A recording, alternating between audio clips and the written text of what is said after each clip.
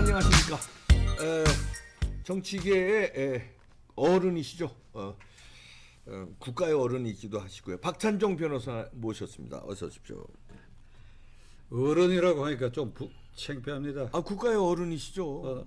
나이가 많으니까 어른이라고 하는 나이가 아니라 그 경륜이나 현대 현대 역사에, 현대 정치사에 큰 족적을 또 남기셨고 지금까지 그러니까 어른으로 자, 김종인 씨하고 어떻게 비슷한 연배 아니십니까? 대학이 우리가 58년 입학인데, 아, 58학번이세요? 예, 대학은 다르지만은 예. 58학번이 같아요. 예. 나이는 지금 그 공개적으로는 이제 제가 39년생이고, 예. 이제 이 호칭을 박사라고 하겠습니다. 예, 김종인 박사. 전 비대위원장이라기보다도 예, 그럼요. 제가 뭐 모르는 사이도 아니고 그러니까 독일에서 박사학위를 받았으니까. 그렇죠. 예. 그이는 40년생이야. 예. 나이는 한 살 차이인데 학년이 같아. 예. 같은 세대를 살아갔고 4.19도 같은 시대 다 경험했고. 예. 예. 그래서 개인적으로도 뭐 많이 만나고 개인적으로는 최근 한 2년 동안 만난 일이 없고, 이 오래전에 네. 같은 헬스클럽에 몇 년 같이 아, 예. 그래서 자연스럽게 이제 정치 얘기 많이 이렇게 얘기 많이 헬스클럽에 다니는 동안에 이 힘을 보니까 비례대표가 또 한 번 하더라고. 예. 그래서 내가 이번 또 했어 내가 이랬다고. 뭐 그래. 그런 정도 사이입니다. 비례대표 5번 했잖아요. 그렇죠. 전무후무한 기록인데 이번에 그 뭐 또 뭐 총괄 선대위원장인지 뭐 이거 하다가 시끄럽고 그렇습니다. 근데 윤석열 킹메이커로 나서야 되는지 아니면 빠져줘야 되는지 지금 이게 논란이 분분합니다. 뭐 변호사님은 어떻게 생각하세요? 그리고 이제 총괄 선대위원장으로 내정되고 네. 그 밑에 공동 선대위원장이 김병준, 김한길, 네. 이준석 네. 뭐 이렇게 됐다. 네. 이렇게 발표를 하고 이게 합의가 됐다. 이러고 나서 그저께 네. 나는 이제 앞으로 선거와 정치에 관여하지 않는다. 예. 이 표정과 태도가 요즘 텔레비전이 대형 텔레비전은 그게 아주 얼굴 찰색까지 자세히 나와요. 피부 이 전까지 아니, 다 나옵니다. 모공까지. 예. 눈꽃긴 것까지 다 나오고. 맞아요. 그러니까 이게 좀 언짢은 표정으로 뭐 나는 이제 내 생활로 돌아가겠다. 정치 안 하겠다 뭐 이러던데요. 그러니까 그런데 그 표정이 딱 그런 표정도 아니에요. 그러고도 나 단호하게 나는 안 하겠다 하든지 해야 네. 되는데 예. 그래서 그 많은 평론가들이 결국 이게 또 문제를 만드는 거 아닌가. 그래갖고 총괄위원장을 완전히 거부하더라도 이 이후에 네. 윤석열 후보는 국민의힘당에 또 부담이 되는 네. 뭐 좀 표현이 근데 죄를 뿌리거나 땡깡. 또 목리를 부리는 네. 말을 해가지고 여기에 선거가도에 나쁜 영향을 미칠 수도 있게 하지 않겠느냐. 네. 근데 오늘 아침 또 뉴스를 들으니까 네. 연락이 오면 만날 수도 있지. 내가 왜 찾아가느냐고 이러더라. 뭐 또 밀당을 하는 겁니다. 밀고 당기기. 그래서 예. 그런 것 같은데 예. 이런 단계에서 저는 이 김 박사에게 네. 아주 제 생각을 단호하게 말하려고 합니다. 네. 이제 정치 손 떼야 돼요. 아, 완전히 집으로 돌아가라. 이거. 손 떼라. 완전히 손 떼라. 네. 그러고 그의 우국 충정에 따라서 이 나라가 잘 되게 하기 위해서 가령 윤석열 후보하고는 우호적 관계가 있었던 사람 아니에요. 네. 그러면 사신을 보내든지 요새 이메일로 보내든지 아니면 전화로 걸어가 이 문제는 이렇게 하라든지 코치 정도 이렇게. 그런 조언을 하는 사람으로 변신을 하고 정치에는 일체 손을 대라. 윤석열 후보 뭐 캠프에 뭐 총괄위원장 이런 게 아니라 완전히 이걸 계기로 완전히 떼야 된다. 네. 그래서 저는 오늘 이 시간에 좀 뭐 어울리지 안 어울릴지는 모르겠으나 이 대표하고 네. 이 네. 대화가 우리나라 서정신의 대표로 칭송받고 있는 이제 돌아갔었지요. 이형기 선생의 네. 낙화라는 시를 내가 오늘 김 박사에게 이봉규 TV를 통해서 전해 주시는 거예요. 헌상하려고 해요. 낙화. 헌상. 그러니까 이 글로 쓴 걸 네, 네. 드릴 수는 없으니까 예. 본인이 그걸 찾아서 예. 또 인터넷 들으면 간단히 찾을 수 있으니까 네. 이형기 선생의 낙화 그 첫 소절만 네. 제가 시청자를 위해서 인용하려고 합니다. 네. 가야 할 때가 언제인가를 분명히 아는 사람의 뒷모습은 얼마나 아름다운가. 한번 반복 다시 할게요. 예. 가야 할 때가 언제인가를 분명히 아는 사람의 뒷모습은 얼마나 아름다운가. 이 첫 소절인데 뒤에 한 대여섯 소절이 다 아주 가슴을 뭉클하게 하고 그 느낌이 아주 강한 진동으로 와요. 짠한 마음이 드는데 결국 사람은 가야 할 때가 있다. 낙엽도 질 때가 지면 이제 그런 이제 인생 이런 걸 이제 응축한 거지요. 그래서 왜 제가 김 박사에게 이 시를 인용해가 가야 할 때라고 이야기하는 거니까 나이 때문에 그런 건 아닙니다. 김 박사는 아마 다 80이 넘었는데 우리나라는 국회에 보면 지금 최고령자가 70대가 몇 명 있지 않습니까? 네, 있죠. 몇 명 안 돼요. 그러니까 70만 넘으면 고려장 해버리는데 그건 이유가 있습니다. 우리 정치가 불안정하게 계속되고 아주 뭐 변동이 심하니까 정치를 시작해갖고 뭐 4선, 5선 되는 사이에 그게 덧개가 좋게 앉질 못하거든. 이게 불안정하니까. 이제 그런 이유 때문에 70이 넘어가면 벌써 이게 지탄받는 일로 쌓이기 마련이니까 그런데 그게 참 불행한 일이죠. 인구 분포로 봐서 고령자의 경륜도 국정에 반영돼야 되는데 그 미국 국회는 상원이 100명인데 10%는 80대입니다. 네. 나이 뭐 바이든도 뭐 80인데 대통령 됐고. 70대도 그보다 많고 일본 국회도 70대가 말이죠. 더 많죠, 일본은. 한 30% 예, 가까이. 맞아요. 그러니까 우리나라는 70대가 거의 없어요. 그래서 뭐 거두절미하고 바이든도 김 박사보다도 2살 아래일 따릅니다. 바이든도 고령이고. 고령이죠. 예. 마하티르 말레이시아 수상도 이 60, 70대 수상하고 나서 90대 수상을 했죠. 그렇죠. 작년 재작년까지. 그러니까 제가 김 박사에게 나이가 들었으니까 그만둬라 이게 아닙니다. 그리고 국보위 뭐 어제 전두환 대통령이 작고했는데 전두환 장군의 국보위에 몸담은 이래에 이 정권 변동기마다 이 비례대표를 5번 했다 그러면 변동기에 어떻게 적응했다 한 거 알 수가 있잖아요. 그럼요. 그러니까 그런 사이 본인이 뭐 좀 참 얘기하기는 그런데 뭐 뇌물전과도 생겼고. 그러니까 그런 나이에 그래 살다 보면 필연적으로 그런 일이 생기는 것이 또 대한민국입니다. 그러니까 그런 영역의 세월을 겪어왔고 그러니 그만둬라 이게 아니고 좁혀서 얘기하면 이게 작년 4.15 선거 때 국민의힘당의 짧은 기간이지만은 총괄 선대위원장을 맡았거든. 대표격이었죠 그때. 그렇죠. 근데 그게 그 선거가 참패했거든. 참패가 오늘 이 꼴이 돼버렸단 말이야. 간신히 뭐 100석 이상을 확보를 해가. 그 중간 과반수 정도 육박했다 그러면 오늘 이런 이 폭력적 여당의 권력 행사가 많이 줄어들었을 텐데. 그러니까 그렇게 따진다면 그 선거 결과 책임인데 김 박사가 1차적 큰 책임이 없습니다. 김형호 공천위원장, 1차 책임이죠. 심사위원장 참말로 나쁜 짓 했어. 네, 맞아요. 참말로 나쁜 짓 했어. 내가 2번 강조합니다. 그다음에 황교안 대표 참말로 무책임한 짓을 했어. 참말로 무책임한 짓. 그 요즘 종로에 나가려고 그러면 처음서부터 이낙연이가 미적거릴 때 내가 나간다 이랬어야지.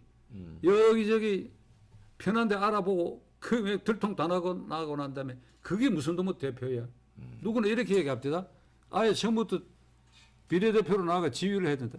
당대표 선거지휘라고 하는 것은 유세를 많이 다녀가 지원해야 지원이 아닙니다.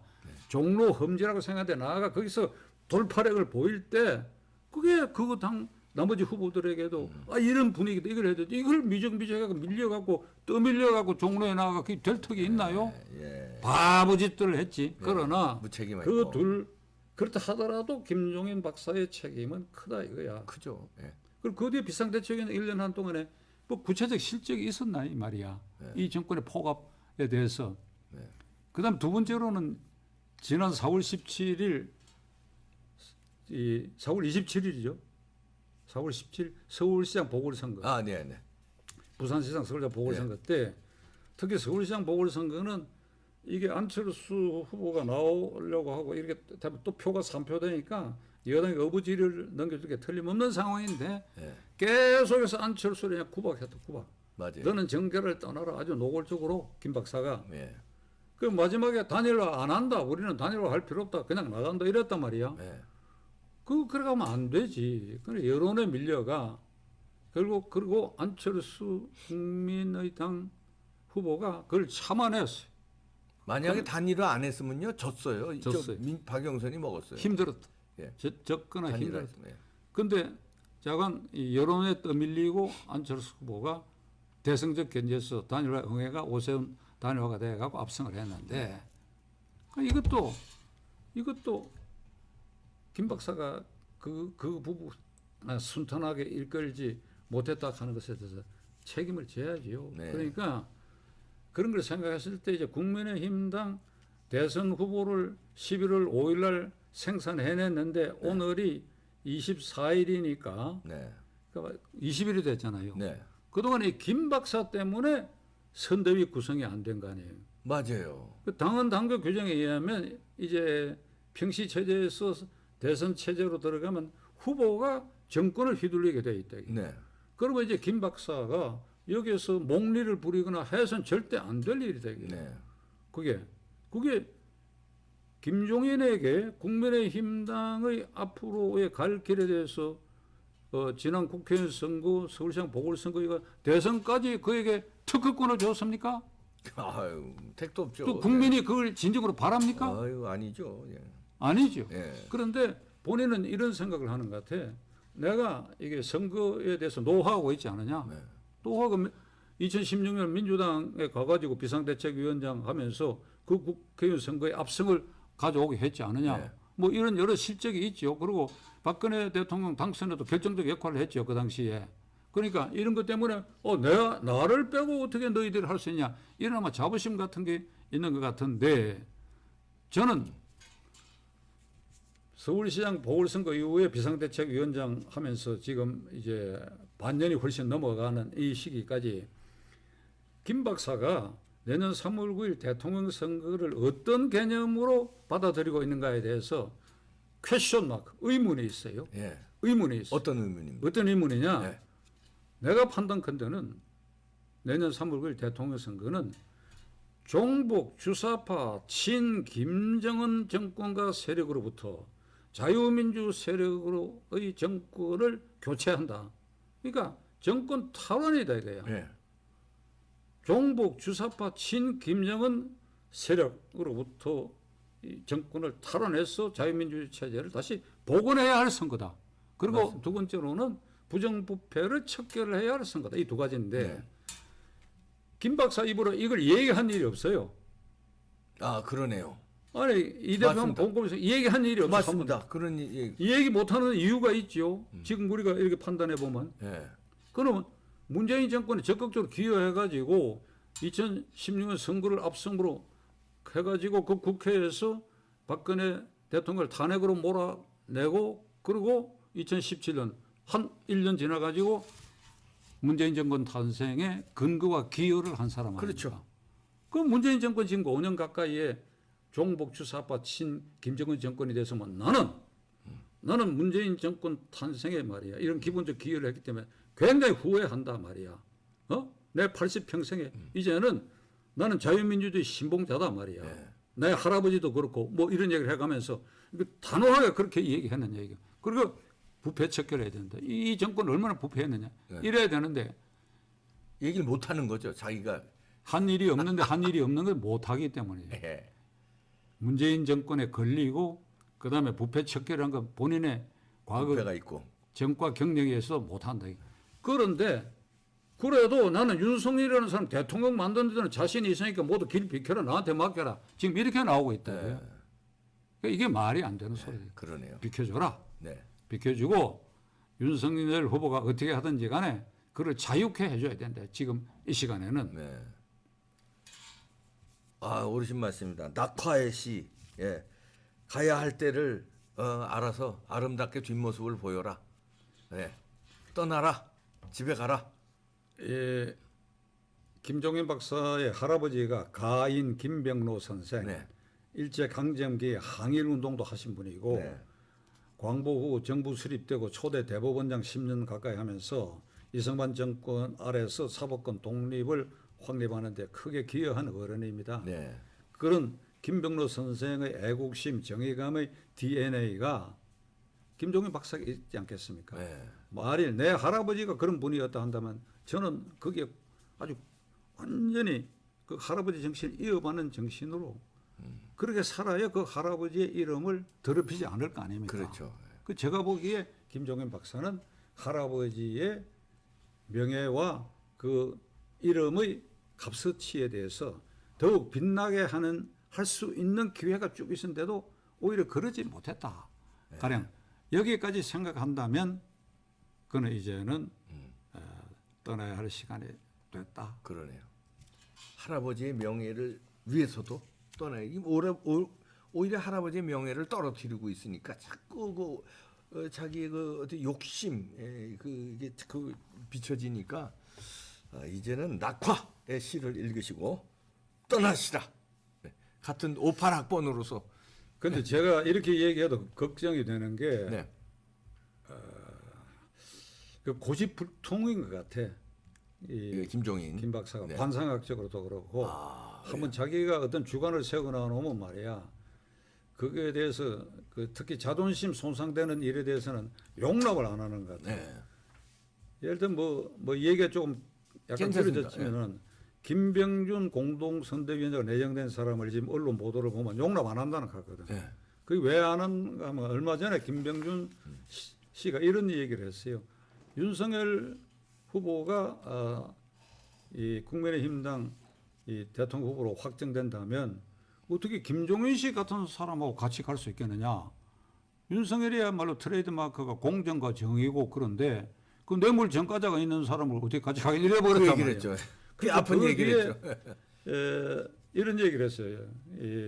김 박사가 이 저급한 인사라고. 그리고 홍준표 의원이 자기의 뇌물 사건, 동아은행 그 뇌물 사건 그때 검사였으니까. 수석 담당 검사였다고 하는 거 이걸 이제 홍 의원이 얘기를 이제 하고 세상이 다 아니까 예. 그 작년 4.15 선거 대구에서 아주 어렵게 무소속으로 당선됐는데 입당 1년 동안 안 했죠. 시켰잖아요. 예. 그러니까 이거를 봐가지고 이게 자의식이 굉장히 강하고 그 최고나 덩치만큼 자의식의 무게가 너무 강하다 이게. 네. 그러니까 지금 제가 이형기 선생의 낙화라는 시까지 찾아내서 이렇게 얘기해도 예. 이게 나는 안 들리리라. 이렇게 되면 어찌 되느냐. 예. 하여 윤석열 후보와 국민의힘당은 이게 윤석열 후보가 아니었다 하더라도 김 박사가 저랬을 것 같아. 그렇죠. 그래요. 그러니까 이게 애초에 검찰총장 하던 윤석열이 김종인 박사를 만났다고 하는 것이 화근이야. 그게. 그러네요. 그게 여기 처음부터 입당도 하기 전에 불가근 대통령 후보 되겠다 선언하기 전에 만나가지고 무슨 사부처럼 대우를 해놔놓으니까 너 이놈 날 찾아올 때는 언제고 이런 의식이 있어가지고 지금 이게 내가 보기엔 목리라고 하기에는 도를 지나친 이게 자의식이 너무 강하다 이게야. 그러니까 이게 지금 저는 이 김 박사에게 무슨 개인 감정 갖고 얘기하는 게 절대 아니에요. 예, 그럼요. 내가 국민의힘당을 옹호할 의무가 있는 사람도 아닙니다. 예, 그렇죠. 다만 국민의힘당도 헌법기관 아니에요. 예. 제1 야당이고. 야당이. 예. 그러니까 윤석열 후보가 거기서 대통령이 됐다. 나는 뭐냐 하면 이 대표와 나는 예.